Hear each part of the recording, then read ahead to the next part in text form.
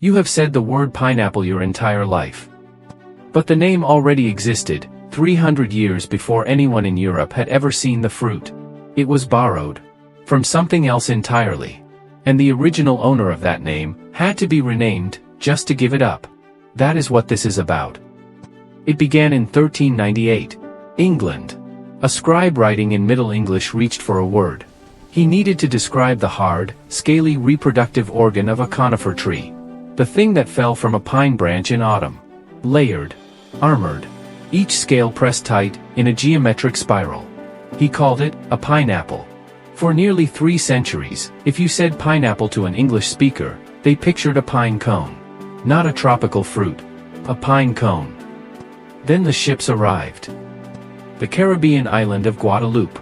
Christopher Columbus stepped off a vessel, and found himself face to face with a fruit that looked like nothing in the known world. Spiky. Armored.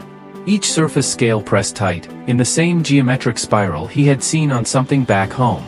On a pine cone. The outside gave him the first word. Then he cut it open. The flesh was pale yellow. Soft. Explosively sweet. Dripping down your hands before you could stop it. In 15th century Europe, the sweetest fruit most people had ever tasted was an apple. Not because a pineapple tastes like an apple, but because apple was the closest word in the vocabulary of a man who had never tasted anything like this before.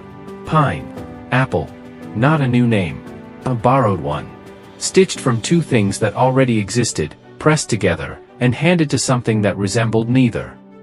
And somewhere in England, the pine cone quietly lost its name. By 1695, it needed a new word. They called it a pine cone. The fruit from the Caribbean had arrived, stolen the original word, and left the pine cone to start over. Every other language made a different choice. The French reached toward the people who had been growing this fruit for centuries. The Dutch did the same. The Germans, the Italians, the Portuguese, the Russians, the Arabic-speaking world. Almost every tongue on earth looked toward the Tupi people of South America, and borrowed what they already knew. The Tupi called it nanas, meaning excellent fruit. Not what it looked like to a stranger. What it actually was. A name earned over centuries of growing, harvesting, and knowing every season of this fruit, from the inside. That name became ananas in French. Ananas in German. Ananas in Dutch, Italian, Russian, Arabic, Hindi. The scientific classification, Ananas commosis, carried the same root. English kept pineapple. By the 17th century, the pineapple had become the most powerful status symbol in Europe. King Charles II commissioned a portrait of himself. Not in armor. Not on a battlefield. Standing on a terrace, while his royal gardener knelt before him on one knee, and presented him with a pineapple. A single pineapple cost the equivalent of $8,000 today. So rare. So difficult to import without rotting.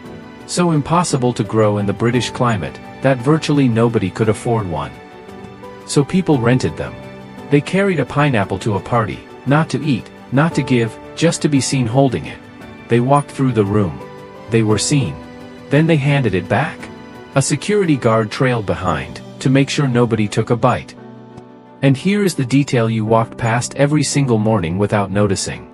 The fruit you buy today for $2, bagged, canned, sliced, discarded. Once had a man on his knees presenting it to a king. It was carved into the stone gates of mansions. Sculpted onto buildings and garden temples. Woven into wallpaper, bedposts, silverware. A symbol that said, I have access to things you will never touch. The excellent fruit. Nanas. A private name belonging to a people who earned it. Now living in every language on earth. Except the one you were handed. So what does one borrowed name teach you? The first thing. Familiarity is not accuracy. You have said pineapple your entire life, it felt like a fact. But it was a mistake that arrived early enough to feel permanent. You can repeat something 10,000 times, and still be holding someone else's confusion. The second thing. The tools you trust carry distortions you did not choose. The label on the tin did not footnote its own error. The problem was baked in, before you were born. The third thing. Certainty is not truth. For 5 centuries, every English speaker said pineapple with complete confidence. Confidence is not correctness. It is repetition, with momentum. The wrong answer won, not because it was right, but because it arrived first, and the ships were fast. The fourth thing.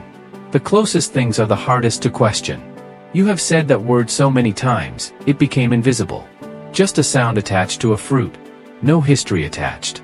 The familiar is exactly where the biggest illusions hide. And the pine cone, the original owner of that name, has been quietly living under a replacement word since 1695. And nobody noticed. The fifth thing. Seeing something is not the same as understanding it. Columbus saw the scales and reached for pine. He tasted the flesh and reached for apple. He described the surface, and missed the centuries of knowledge underneath it. The Tupi saw the same fruit, and called it what it was. The difference was not the fruit. It was the relationship to it. So next time you reach for a pineapple, pause. You are holding something a king once received on bended knee. Something a people called nanas, excellent fruit, long before anyone else arrived. What everyday word or object should we investigate next? Tell us in the comments, pick the right one, and we'll shout you out on the channel. If history just got a little more interesting for you, hit like. Hit subscribe. Because somewhere right now, there is another simple thing sitting in plain sight, with a story nobody has told yet. We will find it.